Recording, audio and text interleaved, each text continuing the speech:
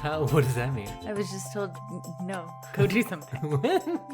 I don't get how any kids can be bored. And I don't mean like, well, look at all the cool things kids have these days in my day. I just mean I like that voice. Yeah, that's my old man voice. Given everything in the world, why doesn't everyone just think so much until they have a panic attack? How could you possibly be bored when you have my goodness. so many anxiety-inducing things in the world? I can't be bored. I just think myself into madness. Oh, yeah, that seems very healthy. Not bored, though. Not bored. No. No, I just had a big imagination. Yeah, me too. And that's a detriment. No, I just didn't ever get to the point where I gave myself a panic attack. Well, that's what my imagination does. You just think panic. of all the terrible, terrible things. Yeah. Both real and imagined. And then you can't function anymore. And it, oddly enough, most ironically, it kind of has the same effect of being bored, because then you get scared into stillness and inactivity. Yes. Vicious cycle. I didn't get the panic attacks until I had the weight of adulthood. Oh, yeah. And, forced productivity. Mm-hmm. Nothing like forced productivity to scare you into, like, paralyzing inability to work. You sound more like me every day. Yeah, well... And since somebody who is bright and cheery is being brought down by crippling anxiety, that means welcome everybody to another episode of I Love This, You Should Too. And we are proud members of the Alberta Podcast Network, which is locally grown and community supported. My name is Indy Crippling Anxiety Randawa, and with me is my lovely and talented, scared into whatever the opposite of productivity is, Samantha Hees. Hello, Randawa. Samantha Randawa. I'm still getting used to it. Yeah, me too. Samantha Randawa does sound great, but I have so much practice of saying Samantha Hees. Yeah. And they just kind of become one word. It was like 155 episodes of being Samantha Hees. Yeah. And your old nickname, Ham and Cheese Samantha Hees, no, it no longer works. No. That's what everyone called you. Nobody Samantha called Hees, Ham and Cheese. Nobody called me that. Samantha Cheese. No. Well, Sam, what are we here for today? Podcasting. Yep, that's true. I thought I would give you the opportunity to tell what this episode is. Like, one of those 10-second little recaps we do about what people can expect in case it's their first episode. Sorry, was that But yes, we will do podcasting. That's true. Was that too general? A little bit. Okay, I'll niche it down a little bit. We are here in one of our pre-episodes to find out what both Indy and I have been watching or listening to this week. And then we'll find out at the end of the episode what Indy is going to have me watch for next week's full-length episode. Yeah, so no spoilers today, but next week, that'll be the big deep dive. Well, before we get into it, let's thank one of our sponsors. And with Pod Power, our sponsors are making it possible for us to amplify the voices of Albertans and Alberta podcasters. This episode, the Edmonton Community Foundation is helping us give a Pod Power shout out to Overdue Fines. And I always like to talk about Overdue Fines because that is the podcast from the Edmonton Public Library. And in it, hosts Bryce Crittenden and Caroline Land host conversations about books, movies, music, pop culture, and other interesting news around Edmonton. It's a great way to learn more about what's happening at the Edmonton Public Library and how you can use your library card to access all of EPL's in-person and online services. And I'm kind of a part of that Overdue Fines family a little bit, so I have to give a shout out to myself because poor struggling artists like us have to do some self-promotion. Yes. So you could always check out episode 42 called Oh the Horror, where I talk about some of my favorite horror movies with the hosts. On episode 98, I guest starred as well, and we talked about It's a Wonderful Life. And more recently, on episode 109, we did a full deep dive into Kids in the Hall. Ah, yes. So if you are a big fan like I do, you might want to check that one out. And if you want to listen to any of those or find out more about Overdue Finds, you can head over to epl.ca/podcast or just look up Overdue Finds with a D wherever you are listening to us right now. Okay, well, Indy, because it is your week to bring us a movie, what have you been into? What's your thing of the week? My thing of the week is the television show called Old Enough! Oh my Exclamation God. mark. Yes, I love this one. So you've been watching this a bit with me as well, and you were also a fan? Yeah, if you're having crippling anxiety and This you is just the need show like for you. a minute of joy in your life, Old Enough is both like heartbreaking and so joyful and full of hope. Yeah, so what this show is, it's a Japanese show. It's called Hajimete no Atsuke, or My First Errand is how it directly translates. But if you are watching it on Netflix, like a lot of people are, it is Old Enough. And it is a very simple premise, but somehow the most engrossing thing you could imagine. Yeah. Because what it is children, some of them as young as 2 years old, just run household errands without their parents for the first time. Which is wild. And then a camera crew follows along, and every episode is like 10 to 15 minutes in the format we get. So they're really easy to watch, and the children are asked to do seemingly simple things for us, like go to the grocery store, come back with like 3 items, or make some juice for the family, something like that, which doesn't seem too crazy. But when you see the age and the size of these children, it seems downright Herculean. Yeah, from like 2.5 to like 5. Yeah. And they're so little. So little. So this show has been actually airing for about 30 years in Japan. And we get 1 season of it here. Maybe it's 1 or 2 seasons, but it's kind of edited into 1 season for Netflix. And each episode is like 15-ish minutes, so really easy to watch. So as an example, 1 episode features a boy named Hiroki, and he is 2 years and 9 months old. Which is wild. I work with children of this age quite a bit, and it is astounding, shocking, amazing what some of these kids are doing because the kids I'm working with seem a far cry from this, but there's a lot of cultural things. We here in Canada and most of North America, we don't have young kids going out on their own. No. Even when I was 7 years old, I would walk to school by myself. Now that is not very common at all. No, I think that would be time for someone to call like social services or something, because it would be like child abuse to make your child do something like that by themselves. And if you're from a different part of the world, that's not a joke at all. There have been cases where kids are playing in a playground by themselves and people call social services, and they are successful in getting these children removed from their parents because they are letting them play outside alone, which is something that I just grew up doing, and it was fine. I used to ride my bike to the park all the time. And I grew up through like the golden age of child abduction, really, statistically. Really, we both did, yeah. And but people anyways, I just know this because I used to do early learning. People have successfully had children taken away for playing in the backyard by themselves. Yes, there was a case in the last 2 years where children were playing on the property, but in the front yard away from child supervision, and they were taken away from that family, which seems preposterous to me. But I wonder if there's a lot of things you say like, oh, in my day, and a lot of people are like, yeah, things are better now. Get over it. And that is the case a lot. But I feel like in this one, I feel like we're right, us old people who are like, well, in my day, you could just play by yourself and it was fine. You like learned autonomy and you got to do things and make decisions by yourself with some like gentle guidelines. And I think we're kind of getting a little off topic, but to bring it back, I did search Old Enough on Google just right now to like find some stats and stuff to put up.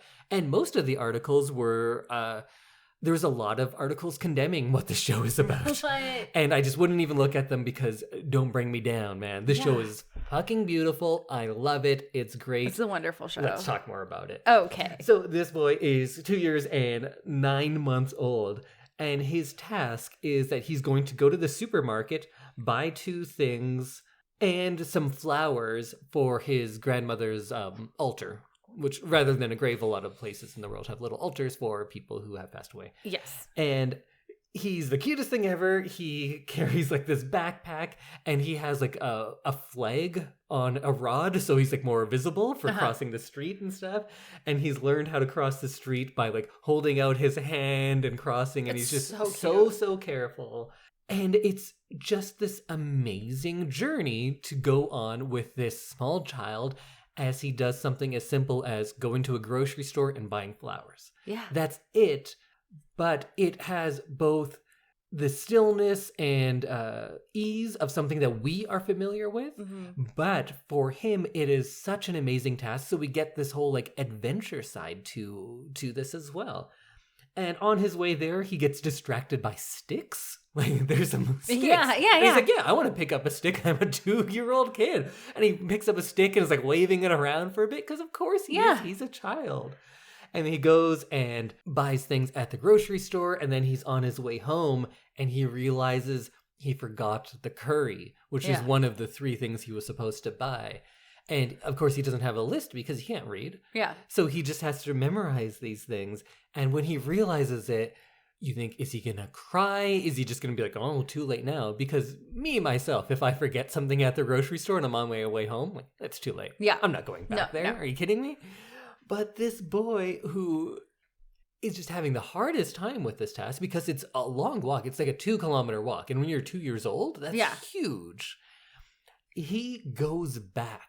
And that act seems like Olympic levels of resilience when you're watching this show. It seems like he is doing something more impressive than, I don't know, what did Frodo take a ring and then throw it into a pit?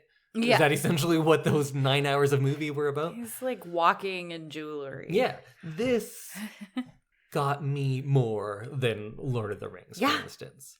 And I guess like for like a casual sports fan, for some people they really dissect sports. Okay. But for your casual sports fan, the best thing you get from watching sports is when you get caught up in the emotions. Mm-hmm. If you see somebody score and you get up and cheer, that's like best case scenario. Yeah. If you see a loss and you feel what they are feeling, you feel this disappointment, that is the best case scenario of being a casual sports fan. And I think I get those things here. Yeah. I feel for these kids. I celebrate their successes. Their failures physically hurt when you see them. Yeah. So there's like another episode where a boy just has to make juice. He lives on kind of a farm and he has to go for a walk like up the hill to the main house and make juice and bring it down to the people who are working in the farm. Oh. And he goes up there. But then he realizes he's home alone for like the first time ever. So he just starts playing because he has the house to himself. And he's not making the juice. So then his mom calls to the house and says like, hey, are you making the juice? It's been a long time. And he just lies. He said, oh, yeah, I made it. I'm on my way down. And then he goes and plays some more. And then he's like, oh, no, I better go make the juice. And he's like rushing and trying to make the juice and then bring it back down. So sometimes they are like, that's not exactly mischievous, but he's not like they're on kids. Task. Yeah. Yeah, so you get to see that side of it too. It's not just everyone being perfect. There was that one episode we watched where the boy is walking and then he sees a vending machine on the street. Yeah. And of course he stops and buys like his favorite snack, which was like some sort of drink. Yeah. And like he buys a couple of them. But then he has too many things. He's so small that he can't carry all of this. Yeah. So he's like really struggling and just taking everything 1 foot at a time because he loaded himself down with snacks. And if that's not a perfect metaphor for so many things in my life or in anyone's life where you're on your way and you're like, oh, but I would really love this. And then that thing you would really love really weighs you down and stops you from doing the things. It's that one too many things. Yeah. Or there was that episode where I think it's 2 brothers go And one wants to stop and eat candy, and the other one's like, no, we have to do our job, and they're bringing them along. Yeah.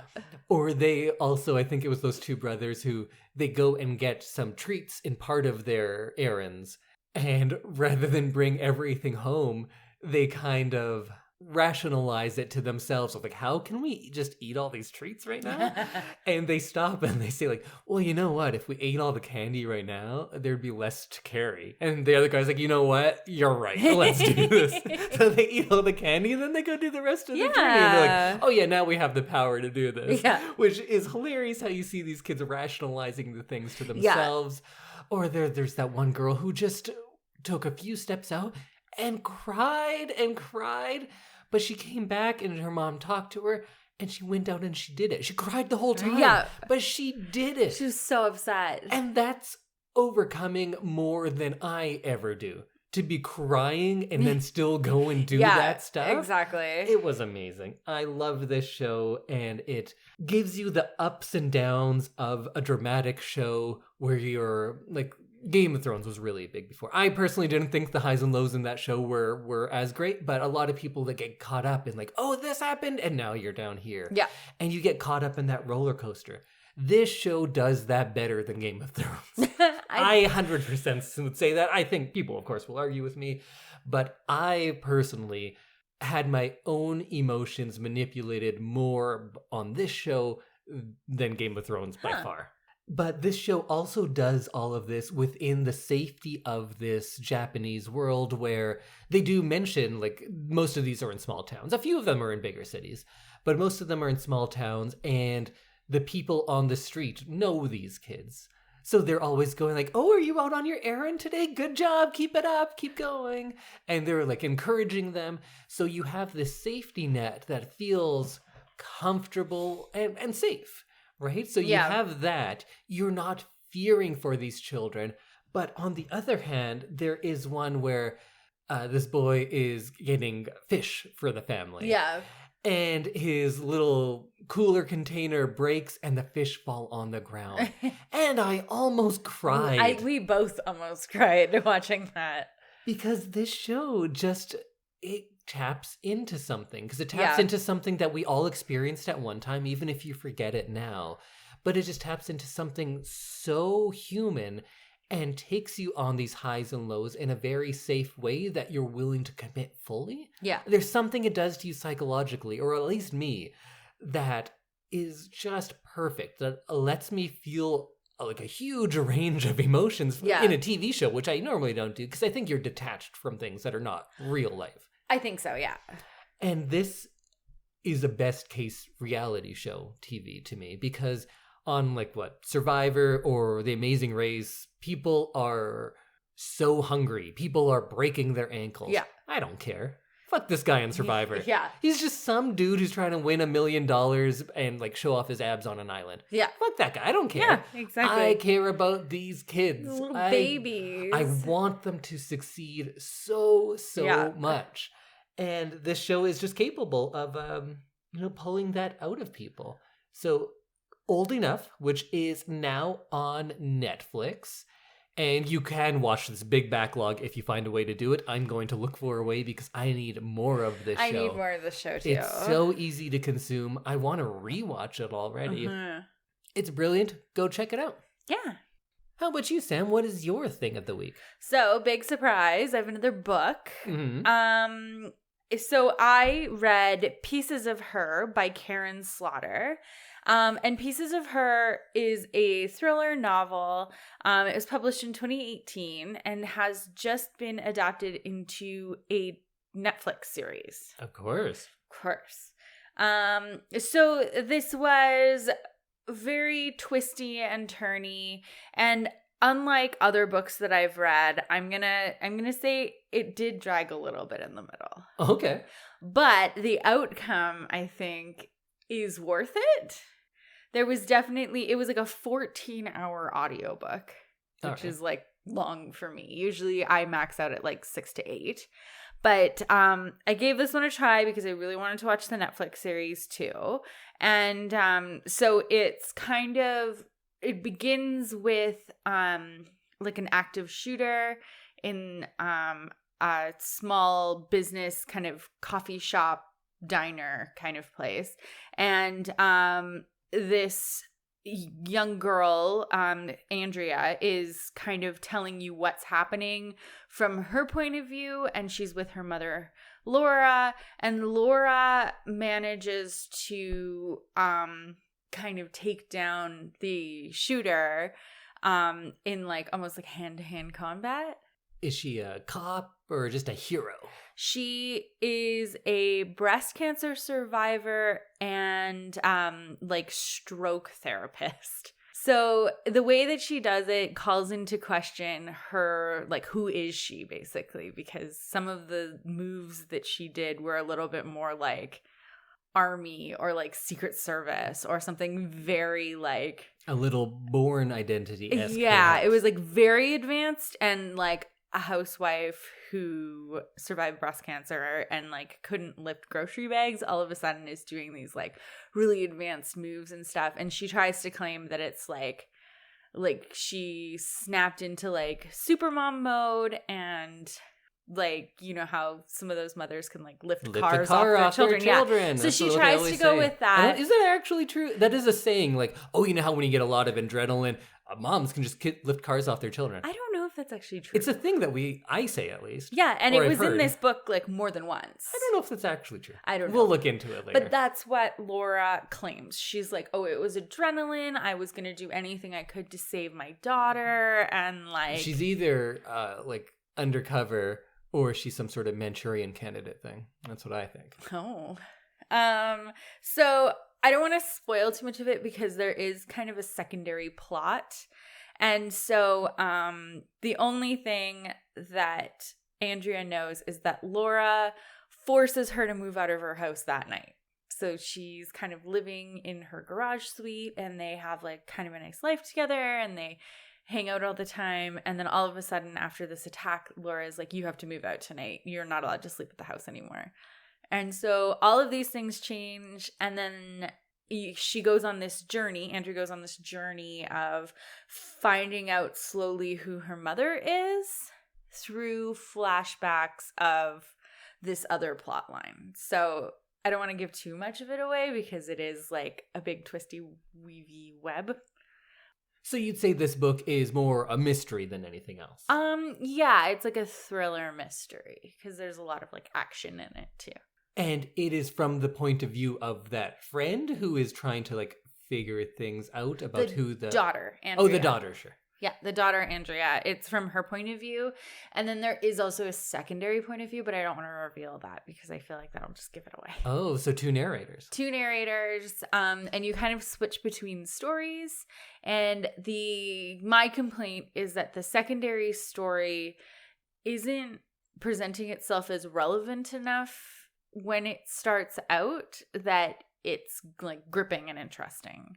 So it kind of felt in some places like, well, why are we hearing this? Like, this doesn't really seem to attach to the main plot. And so it kind of dragged. But then once things started being revealed towards the end of the book, which is like a little too late in my opinion, because it should have been closer to the beginning with like a few reveals, get you hooked, right? Right. So I found myself at the beginning of the book kind of wishing that we'd just go back to Laura and Andrea. So it's kind of one of those ones where at the end you're like, see, look, that all worked. Yeah. But then you're like, but also, why couldn't she show? I would appreciate it more if I had that information throughout. Yeah, like the last 4 hours of the book, I was like, oh my God, that makes so much sense. Oh, wow, this is actually really interesting now. And then like before that, I was like, okay, but I don't understand why we're listening to this other story. Like it felt like a separate book. So I haven't read this one, of course, but I do have issue with a lot of books, and they are ones that are mostly about a twisty plot and look at the surprise where they tell you all sorts of stuff and it's only relevant at the end. I feel like they are worrying about how clever of a writer they are in assembling this big thing that only makes sense at the end rather than giving you a good story and good characters. Yeah. You find this kind of gets into that realm a little? A little bit. Like it does seem like what she wanted was a like big bang reveal kind of thing where it's like, oh my God, here you go. Like this is what happened and it was this and this and this all along. And oh my God, you should have seen it from like way back. I think that works better in like a 6-hour book because you're not listening to hours and hours of audiobook thinking, why am I listening to this? So I think she needs to put a few more like Easter eggs, reveals kind of thing earlier in the book in order to make it just a little bit more like palatable and make me more willing to like sit through it. That's fair. Because there was a couple days where I just didn't listen to the book because I was like, this I'm nonsense. Still in the middle of this chapter and I just don't understand why I'm listening to it. Right. Yeah. But I finished it. It paid off in the end. I just wish it would have been spread out a little bit more over the book. But since it is your thing of the week, it gets an overall recommendation. It gets an overall recommendation, and I've watched the first 2, I think, episodes. Oh, it's of this already on out. Netflix. Okay. Yeah, it actually ended up coming out the week I got it from the library. I had put it on hold a couple weeks ago. And so it is, the Netflix series is kind of a faster moving version of the book, which is great. Good, yeah. I think they skipped over a few things that were kind of well done in the book, so I'm a little like sad about that, but I think overall it moves the story along faster and you kind of get to see all sorts of stuff as they're happening. Well, we'll look forward to hearing more about the series. But until then, go check out the book. And what's the name of the author again? Pieces of Her by Karin Slaughter. All right. Are you sure it's not Slaughter? Nope. Karen's Laughter. Karin Slaughter. So our second sponsor of the episode is the Alberta Blue Cross. Alberta Blue Cross understands that running a small business is tough, and they understand that business owners in Alberta are busy. Let Alberta Blue Cross give you peace of mind with a group health benefit plan.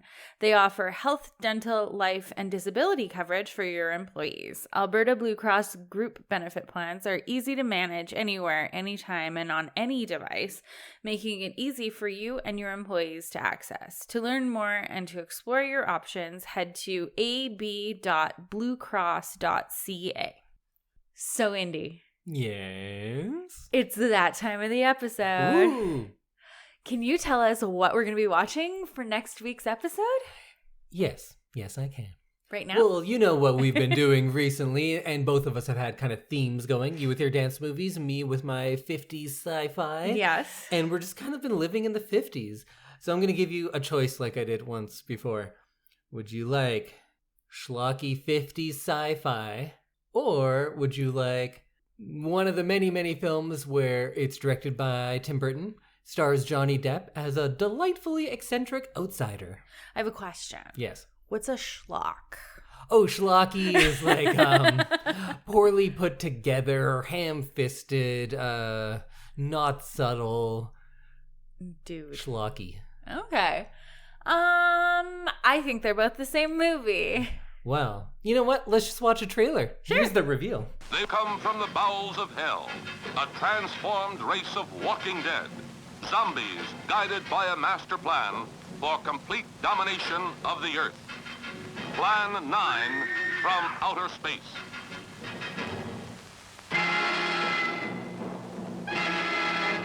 Starring the most nightmarish cast ever, Bela Lugosi, the seductive Vampira, and Tor Johnson as the Walking Dead.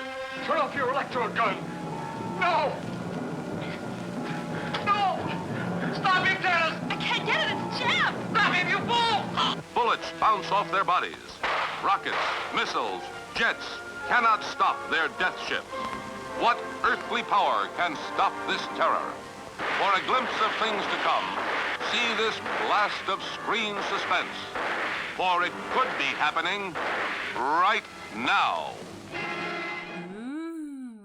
Well, what do you think of that? It looks old-timey like the other movie that we watched. But does it look different in any way? Like worse? Yeah, this movie looks like a piece of shit. Yeah. The Day of the Earth Stood Still looks beautiful and is great. This movie's a piece of garbage. Yeah. What are they? Are they zombies? Are they vampires? Are they aliens? Are they all of the above? I don't know. Why does the ray gun look like that? Yeah. Well, that carpet or that grass was clearly a carpet. Yeah. Why were they wearing so much satin? So that is a trailer, of course, from Ed Wood's Plan 9 from Outer Space. But I'm not going to make you sit through Plan 9 because it's rough. It's not a good movie. It's quite bad. It seems rough. It's fun, but you have to be in the right mood. Yes. Instead, what we are going to watch is the movie Ed Wood.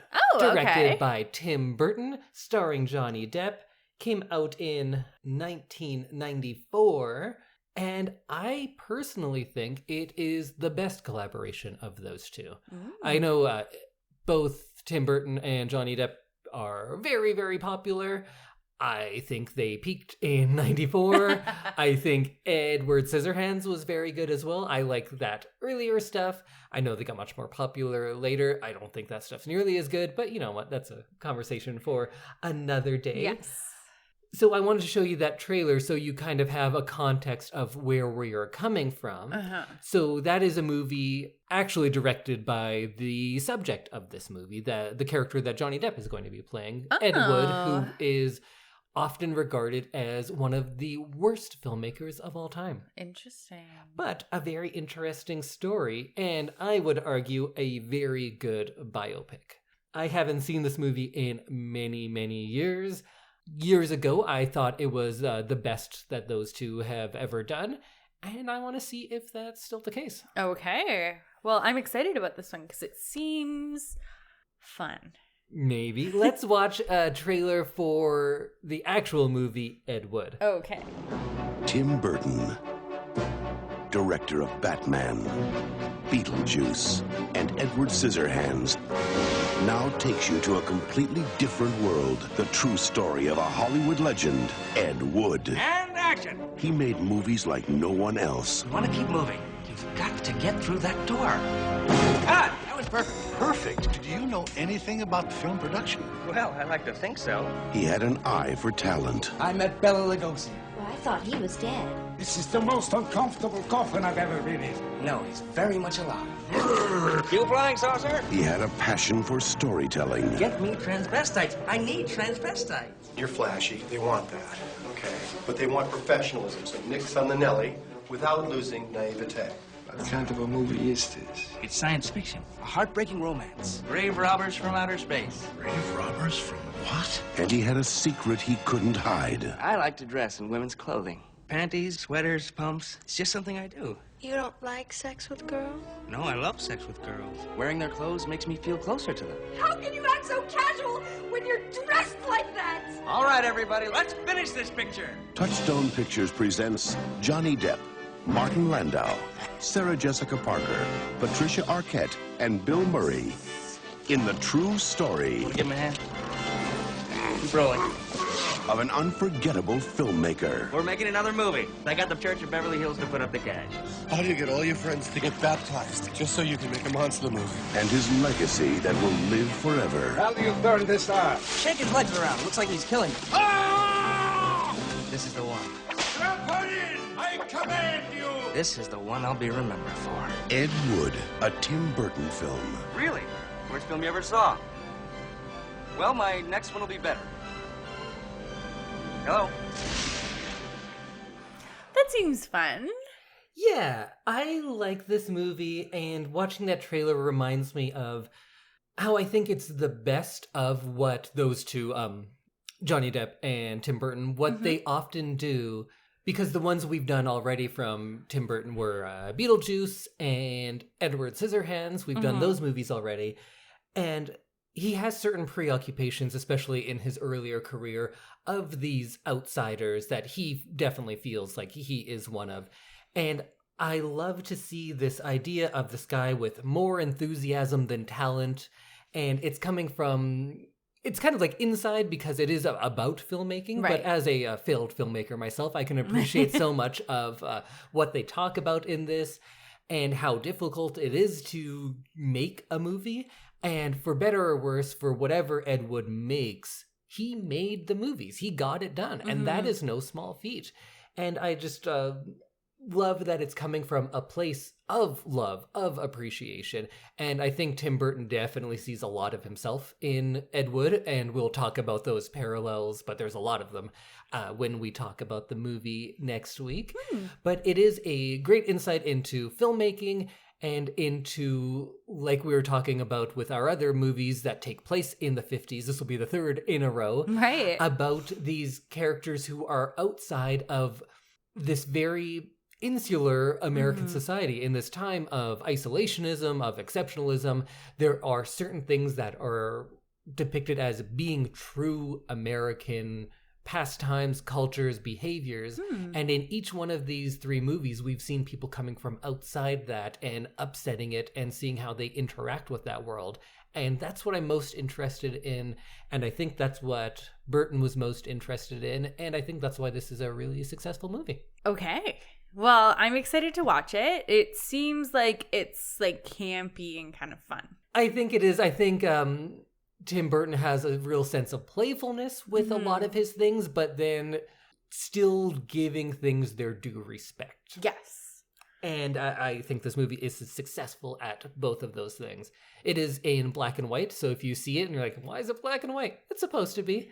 And I'll argue why I think that is the right choice on the next episode. Okay. But check it out. You can, of course, get it from your public library for the most part. I know Edmonton definitely has it there. And it is streaming on Disney Plus now, so you can watch a very good version of it. There is a DVD out. I'm not sure if a Blu-ray ever came out. There were so many issues with this DVD. I was waiting for it for about 3 years. This was back when you just go to the store and buy things, of course. Yeah. And that seems like crazy that that's not a thing a lot of people do anymore. But it was released so many times, and I kept going to the store to get it. And they'd be like, oh, and it didn't show up. What? And I didn't know why. And then it would get a new date. And I just kept waiting and waiting. There were all sorts of legal issues before it finally did come out eventually. Oh. So it was one that I had a really hard time getting, but was so happy when it did finally arrive. And I don't think I've seen it since then. So I'm really excited to revisit it. Awesome. Okay, well, we will be watching Ed Wood, and we'll be discussing it in next Monday's episode. Yeah, join us then. Go watch it. Have fun. It's about 2 hours long, but I feel like it's going to be a nice 2 hours. Awesome. Okay, we'll see you next week. Bye. Bye, everyone.